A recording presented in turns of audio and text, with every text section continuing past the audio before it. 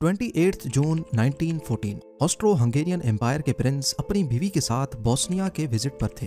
वो अपनी गाड़ी में रोड से गुजरते गुजरते लोगों को हाथ हिलाते जा रहे थे कि एक मकाम पर उनके ड्राइवर ने गाड़ी को गलत गली में मोड़ दिया।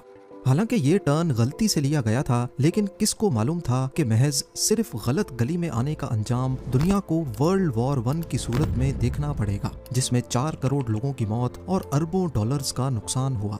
जी हाँ, आइए जानते हैं कि सिर्फ एक गलत टर्न दुनिया को वर्ल्ड वॉर 1 में कैसे धकेल गया। नाजरीन, वर्ल्ड वॉर 1 से पहले यानी 1900s के शुरुआती सालों में दुनिया का नक्शा आज से बहुत डिफरेंट था। रशियन एम्पायर, ऑटोमन एम्पायर और ऑस्ट्रो हंगेरियन एम्पायर जैसी बड़ी रियासतें मौजूद थीं। यहाँ सबसे इम्पोर्टेंट कंट्री थी बोस्निया एंड हर्ट्ज़गोविना, जहाँ से इस सारे मसले की शुरुआत होती है। बोस्निया पर ऑस्ट्रो हंगेरियन एम्पायर ने 1908 में कब्जा करके उसके सारे मामलात को कंट्रोल करना शुरू कर दिया। बोस्निया में ज्यादातर स्लेविक लोग रहा करते थे, जबकि बोस्निया के हमसाया मुल्क सर्बिया में भी काफी स्लेविक लोग मौजूद थे। इसीलिए दोनों मुल्कों के लोगों की एक दूसरे के साथ हमदर्दियां मौजूद थीं। लेकिन सर्बिया ऑस्ट्रो हंगेरियन एम्पायर का हिस्सा नहीं था। अब इन दोनों मुल्कों के लोग थे तो एक ही, लेकिन इन दोनों पर अलग अलग रियासतें राज करती थीं। ऑस्ट्रो हंगेरियन एम्पायर चाहती थी कि सर्बिया पर भी कब्जा करके उसको अपनी एम्पायर का हिस्सा बना ले। इससे बोस्निया समेत सर्बिया भी इनके कंट्रोल में आ जाएगा और यहाँ के लोगों में भी दूरियां खत्म हो जाएंगी।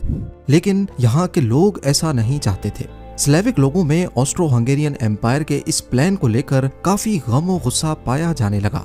उनकी ख्वाहिश थी कि सर्बिया, बोस्निया एंड हर्ट्ज़गोविना, जहां स्लेविक लोग रहते हैं, ये सब एक ही आज़ाद मुल्क बना लें, जिसे ग्रेटर सर्बिया या फिर यूगोस्लाविया का नाम दिया जाए। लेकिन फिलहाल उनके पास ऑस्ट्रो हंगेरियन एम्पायर से नफरत करने के सिवा कोई ऑप्शन नहीं था। शायद ऑस्ट्रो हंगेरियन एम्पायर सर्बिया पर हमला कर भी लेती, लेकिन उनको डर था रशिया से, क्योंकि रशिया नहीं चाहता था कि ऑस्ट्रो हंगेरियन एम्पायर इस रीजन में ज्यादा ग्रो करे।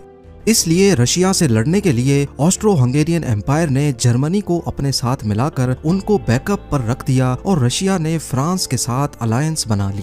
वहां सर्बिया और बोस्निया के नेशनलिस्ट ने आहिस्ता आहिस्ता अपनी आज़ादी के लिए ऑर्गेनाइजेशंस बनाना शुरू कर दी। पहले तो इन ऑर्गेनाइजेशंस का मकसद सिर्फ ऑस्ट्रो हंगेरियन एम्पायर के खिलाफ प्रोटेस्ट करने का था, लेकिन वक्त के साथ साथ ये मिलिटेंट ऑर्गेनाइजेशंस में तब्दील होकर खून रेजी पर उतर आई। इसी दौरान एक और तंजीम वजूद में आई जिसे ब्लैक हैंड का नाम दिया गया। इस तंजीम का नारा था कि वो ग्रेटर सर्बिया या यूगोस्लाविया बनाकर ही दम लेंगे।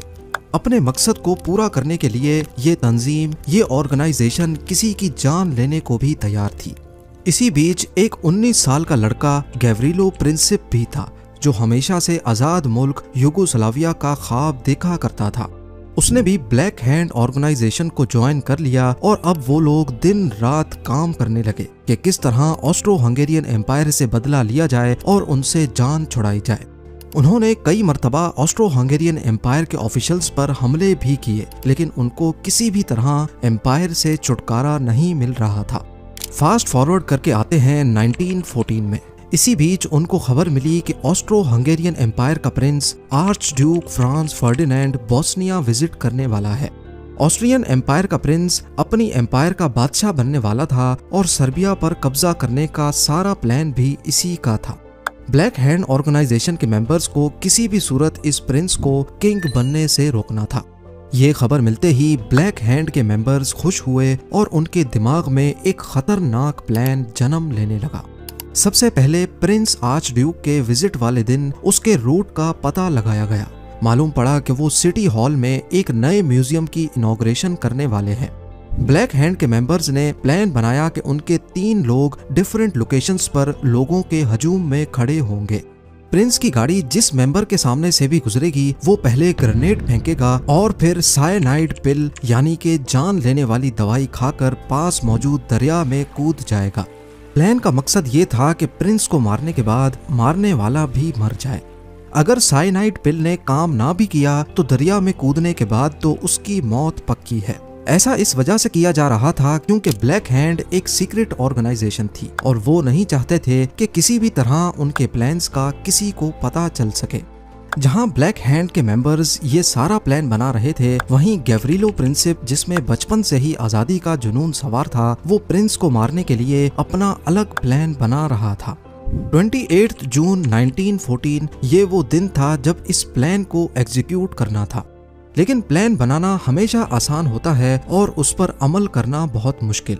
ब्लैक हैंड्स की जानिब से भेजे गए लोगों को ऐसे काम का पहले कोई तजर्बा नहीं था। जब प्रिंस और उसकी वाइफ का काफिला अवाम के सामने से गुजरा तो पहले नंबर वाला आदमी डर के मारे ग्रेनेड फेंक ही ना सका। जब गाड़ी दूसरे नंबर वाले आदमी के सामने से गुजरी तो वो भी कांपने लगा और जितनी देर वो सोच रहा था इतनी देर में गाड़ी गुजर गई। अब सारी जिम्मेदारी तीसरे आदमी पर थी। उसके सामने से जब प्रिंस की गाड़ी गुजरी तो उसने जल्दी से बॉम्ब फेंक दिया, लेकिन उसका निशाना ठीक नहीं था। ग्रेनेड प्रिंस की गाड़ी के बजाय पिछली गाड़ी से भी कुछ दूर जा गिरा, जिससे क्राउड में मौजूद 20 लोग जख्मी हुए, जबकि प्रिंस समेत किसी की भी जान नहीं गई।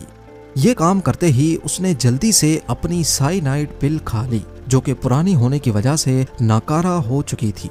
उस कैप्सूल ने उसकी जान तो नहीं ली, बल्कि सिर्फ उसे हल्की सी उल्टी हुई।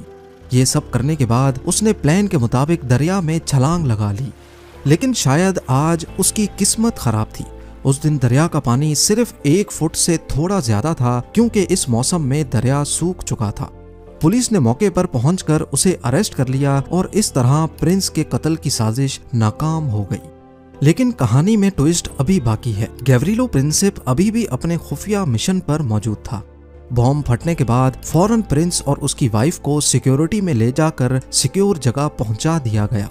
प्रिंस आर्च ड्यूक गुस्से में बोस्निया के मेयर से शिकायत करते हैं कि हम आपके शहर विजिट करने आए थे, लेकिन आपने तो हमारा इस्तकबाल बॉम्ब से किया है। प्रिंस को जब बताया जाता है कि बॉम्ब फटने की वजह से 20 लोग जख्मी हैं, तो प्रिंस फौरी तौर पर अपना शेड्यूल चेंज करके म्यूजियम के बजाय हॉस्पिटल जाने का फैसला करते हैं, ताकि जख्मियों की खैर खबर मालूम की जा सके।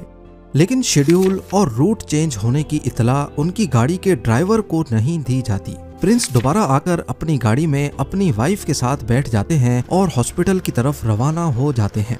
दूसरी जानिब गैवरिलो प्रिंसिप म्यूजियम जाने वाले रोड पर खड़ा प्रिंस पर हमला करने का वेट कर रहा होता है। इतने में प्रिंस की गाड़ी म्यूजियम जाने के लिए टर्न करती है। ड्राइवर, जिसको मालूम नहीं था कि प्रिंस को हॉस्पिटल जाना है, वो गाड़ी को म्यूजियम की तरफ मोड़ता है, उसी मोड़ पर जहां गैवरिलो प्रिंसिप खड़ा है। फौरी तौर पर स्टाफ ड्राइवर को शेड्यूल के बारे में बताता है और गाड़ी को टर्न करके हॉस्पिटल जाने का कहता है। रिवर्स करते हुए गाड़ी की रफ्तार काफी स्लो हो जाती है और गैवरिलो प्रिंसिप के लिए इससे अच्छा मौका नहीं था। वो अपनी पिस्टल निकालता है और गाड़ी पर फायर कर देता है। प्रिंस आर्च ड्यूक और उसकी वाइफ मौके पर ही मारे जाते हैं। जब प्रिंस की मौत की खबर ऑस्ट्रो हंगेरियन एम्पायर के बादशाह तक पहुंचती है तो वो गुस्से में आकर सर्बिया पर हमला कर देता है। दूसरी जानिब रशिया, जो पहले से ही सर्बिया को सपोर्ट कर रहा था, उसने समझा कि शायद ऑस्ट्रो हंगेरियन एम्पायर सर्बिया पर कब्जा करना चाहता है। इसीलिए वो सर्बिया के बिहाफ पर ऑस्ट्रो हंगेरियन एम्पायर के खिलाफ खड़ा हो जाता है।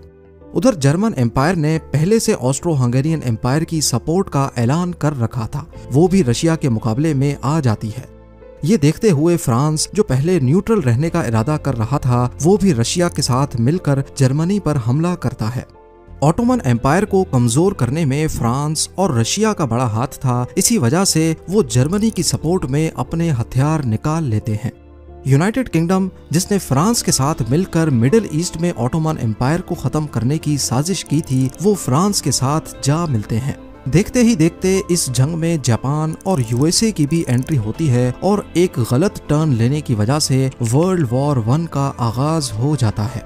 कहा जाता है कि अगर उस दिन प्रिंस की गाड़ी ये रॉन्ग टर्न ना लेती तो शायद उसकी मौत नहीं होती और यूं वर्ल्ड वॉर 1 शुरू होने का मौका नहीं मिल पाता।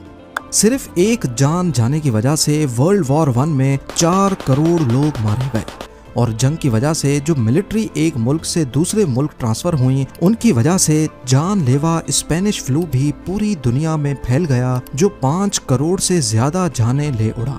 इस सब के अलावा जो पूरी दुनिया को इकोनॉमिक इश्यूज का सामना करना पड़ा और जो फाइनेंशियल लॉस हुआ, उसका अंदाजा लगाना भी काफी मुश्किल है।